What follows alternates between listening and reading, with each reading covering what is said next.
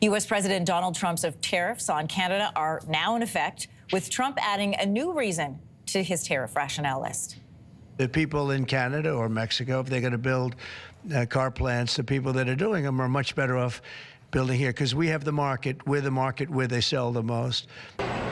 So Trump's announcement sent the Toronto Stock Exchange and the S&P 500 to their lowest levels of the year so far. We're joined this morning from Washington by Laura Stone with the Globe and Mail. Laura, I guess I'm curious this morning, reaction in Washington, if there is any. I know the Prime Minister sent out a statement late last night saying we'll be kicking back as promised with our own tariffs. What's the response and reaction you're seeing so far?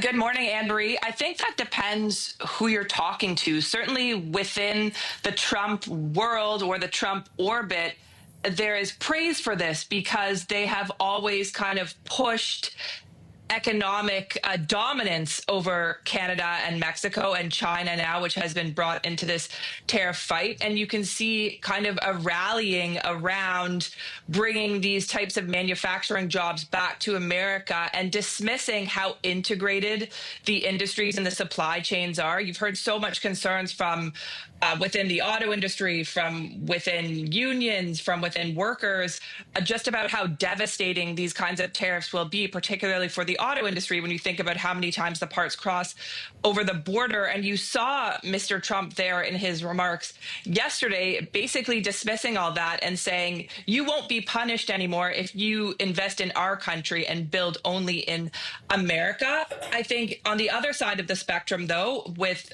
many Democratic lawmakers came out yesterday and slammed this, said they were appalled. It would lead to economic devastation within their own states. We also heard from Ontario Premier Doug Ford talking about cutting off energy supply, and we saw some representatives from Minnesota responding to that on CNN last night, talking about the fear that this could lead to blackouts in their states. So there's certainly a lot of concern within some circles in the United States, many circles, about how this will impact the U.S. economy and the U.S. people. But I think Mr. Trump is clearly doing this and promoting it because there's a wing from within his own administration and his party who very much wants to see America dominate the world and don't care about how devastating the consequences will be. So many people in Canada want to see Canada stand up and push back. Melanie Joly promising that was coming. And then we saw this late statement from the Prime Minister last night saying, get ready, kicks in at midnight.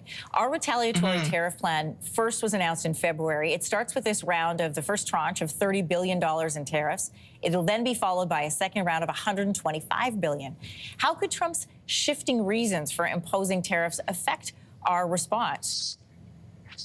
It's such a good question because I think there's been so much frustration within Canada over meeting these demands from President Trump. You saw the Canadian government invest $1.3 billion in a border plan, continually pushing out the statistics on fentanyl, talking about how significantly it's dropped. I think it's 0.03 pounds now, according to that have been seized at the border, according to the Prime Minister's latest statement, and it's just a complete dismissal from the administration on the raw facts of this, and continually linking Canada to Mexico and saying that enough has not been done.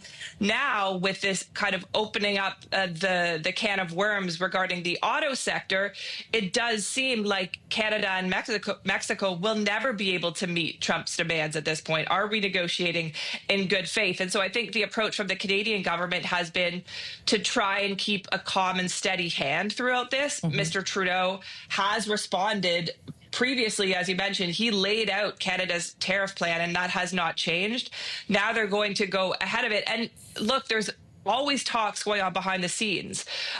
There was talk potentially of Canada and Mexico meeting some tariffs on China and whether that would appease the United States. So unless they can kind of strike a deal behind the scenes, I'm not sure how this ends. And I think Mr. Trump does want some pain to be felt in order for his allies, or maybe his former allies in this case, to realize just how powerful the United States is and can be. You know, this morning everybody's trying to figure out, what does this exactly mean? What is going to get more expensive for me? When am I going to start to feel that? And as we, sort of work through that today, another thing we have to keep our eye on is the calendar, because on Sunday, either Frank Bayless, Mark Carney, Chrystia Freeland, or Karina Gold are going to step in and become the Prime Minister, depending on who wins this Liberal leadership race. Keep in mind, everybody, that's less than a week away. This is Sunday. Yeah.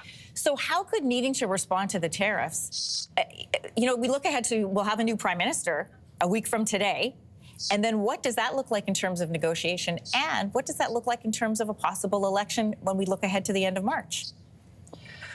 Talk about a crazy time in Canadian politics. I think, people kind of forgot or didn't really realize this is Mr. Trudeau's last week on the job. These are his last acts as Prime Minister. And as you mentioned, a new leader is going to be installed. I think, the Trump tariff threat has completely dominated the Liberal leadership rates, and it's changed the narrative on Canadian politics writ large. And we've seen changes in the polls. The Conservatives have been leading for more than a year. We've seen how that balance appears to have shifted in the face of the Trump threat. The new leader of Canada, the new Prime Minister, is going to have his or her work cut out for them. And all signs point to that being Mark Carney, who seems to be dominating the race. He's now going to be entering into a tariff war, particularly as kind of an untested politician. Obviously, he's well known in the business world and has economic chops, and that's part of how he's promoting his leadership bid.